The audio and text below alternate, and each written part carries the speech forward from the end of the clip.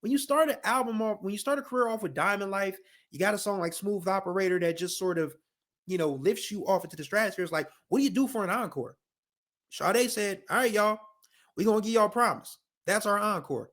And it's a hell of an encore.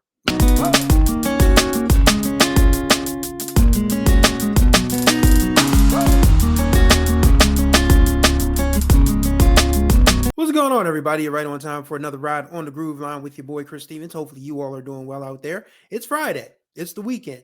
Normally we party on the weekends, but I could not let this Friday go by without celebrating the 40th anniversary of one of the biggest albums of the decade and proof that sometimes your second album can be just as good as your first.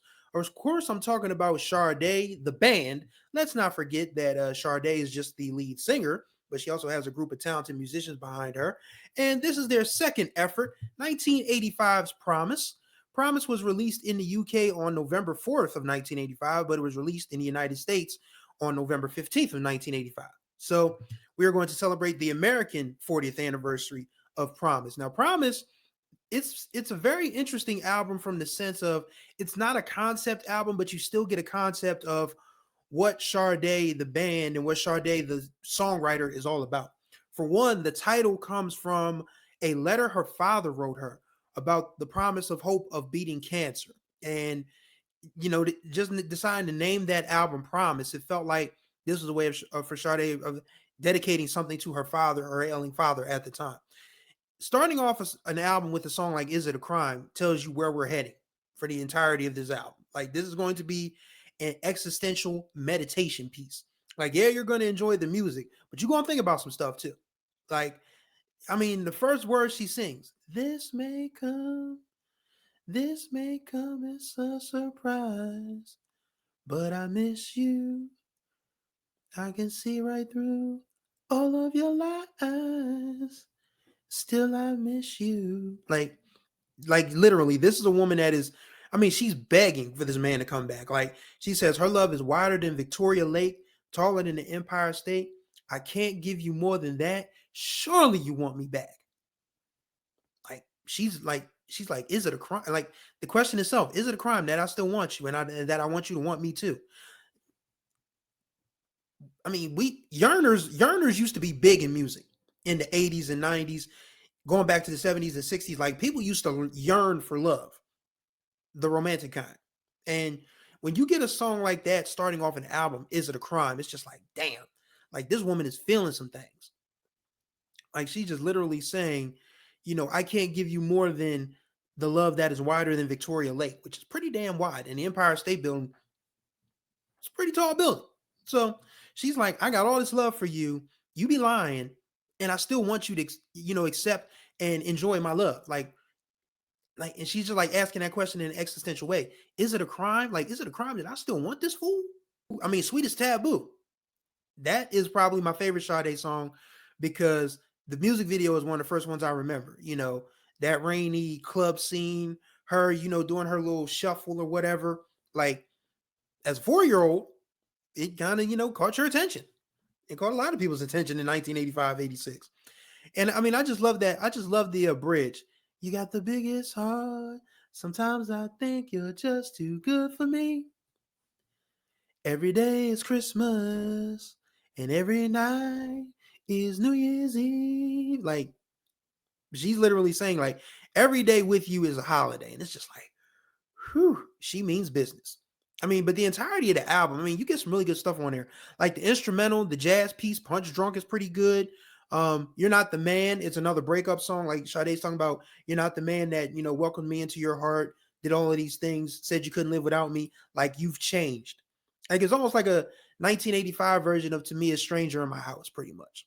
And then, of course, there is another one of my Sade favorites, Never As Good as the First Time. Now, it's important to note, the album version is different from the version that you hear on the radio, the single version.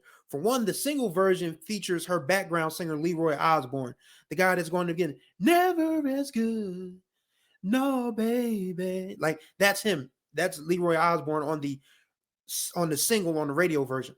And I always found it interesting that you can hear the differences between, Sade and Leroy's duet that you hear on the radio, and then of course the album version, because of course Leroy's not there, and then Sade's vocals are even a little different.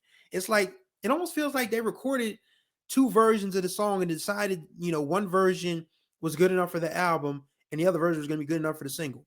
I guess that's what you could do when you're that talented. Like, all right, man, we're going to give y'all two versions of the same song. You decide which one you like, and we'll go from there. And apparently, the one with Leroy was the one that people connect with the most. And that song itself, it's pretty much about one night stands and, hookup culture and all of that. Good times, they come and they go. It's like the weather one day, chicken next day, feathers. And, it's never as good as the first time, and there's the part where they're like, natural as the way we came to be. The second time might live up to the dream. Like, you're literally wondering if what we were able to accomplish the first time we got together can be duplicated.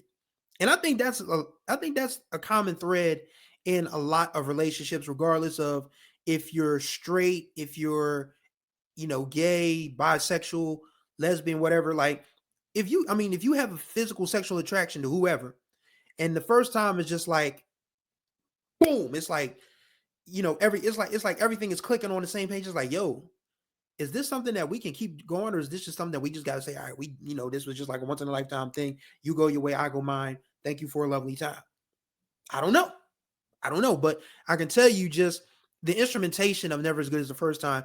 It sounds a little 1988, 89-ish in that respect. Like, it sounded like 3 or 4 years ahead of its time, with the drums, the little Congo, the little Caribbean spice in there, the bass.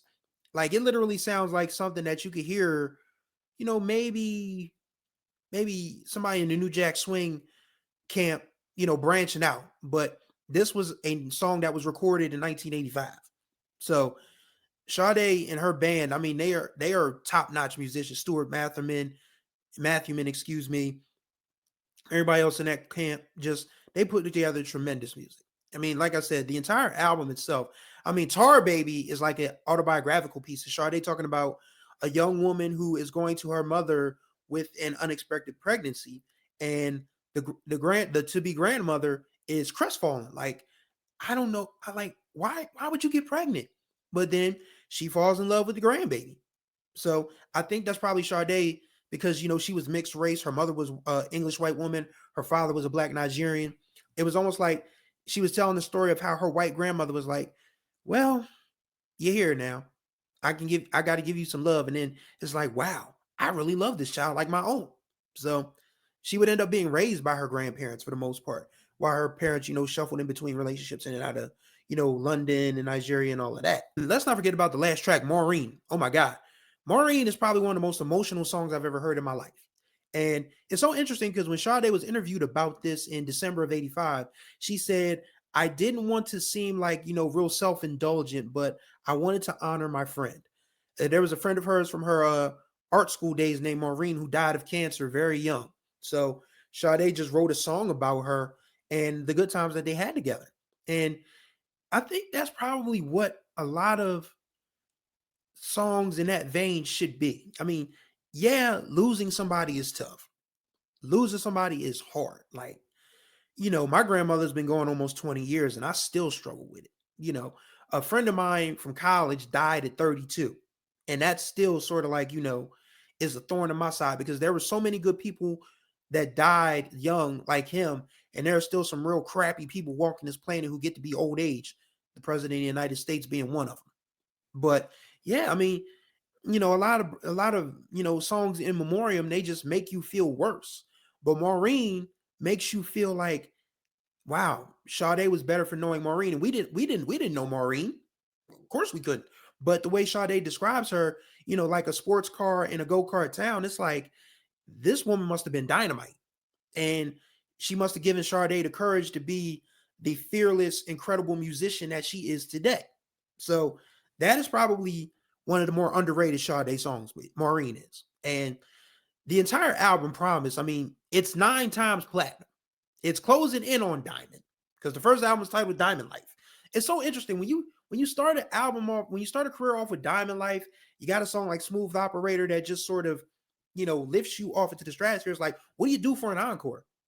Sade said, all right, y'all, we're going to give y'all Promise. That's our encore. And it's a hell of an encore. Like, I don't know if you have listened to that album in full, but like I said, you got to listen to Tar Baby.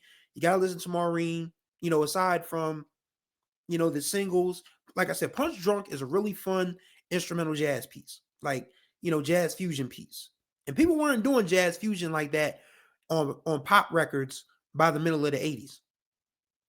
Instrumentation in the middle of the 80s had just ground to a halt, because who's going to sit through 25, 30 minutes of recording one piece with drummers, with bassists, with electric guitars, with keyboard players, with horn players, with strings, when you could just roll out a Lindrum or Roland or a Casio or a Korg or an ARP or a Moog, and just put that track together in like what, 10 minutes tops? It's like, why would you bother? And you don't get that type of free-flowing musicianship in popular music these days anymore. Like, there's no riffs, there's no vamps, there's no middle eights, there's none of that stuff now in the popular vein. And I think that's what's missing. I always talk about what's missing on this channel because I'm an old head at heart. I mean, I'm 44. This album came out when I was 4 years old. So I'm not going to sit here and pretend like I was in the club when Never As Good As the First Time went off. I'm not going to say I was, chilling with, my girlfriend the first time I heard Is It a Crime?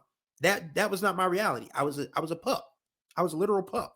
But, listening to music and getting an appreciation for it as an adult, you start to realize that, wow, folks back in the day had it good with the music. Very good with the music.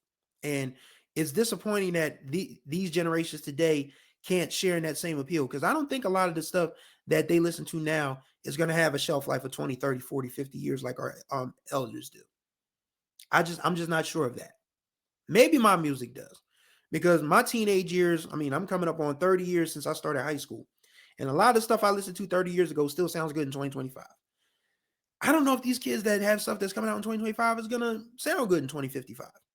I can't guarantee that. I may not be around to find out. Hopefully I am, but you never know. You never know.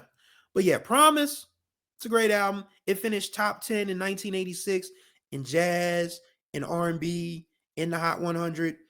It's another Sade classic from everybody in the group, from the singer to the songwriters to the backup musicians to the band. Go listen to it if you haven't already. But if you like Promise, if you have heard Promise, what do you like about the album? What's your favorite song off of Promise? We'd love to know what you think in the comments. And that's going to do it for this ride on the Groove Line. Greatly appreciate y'all as always. Contact information will be in the description below. Don't forget to subscribe and tap that notification bell so you're notified of every new video that comes up on this channel. And don't forget to like and comment on the videos. We have good conversations in the comments. I do talk back, so feel free to reach out. So thank you guys for riding with me on the Groove Line. And until the next time we ride, please enjoy your weekend, and may you find the groove, or may the groove find you.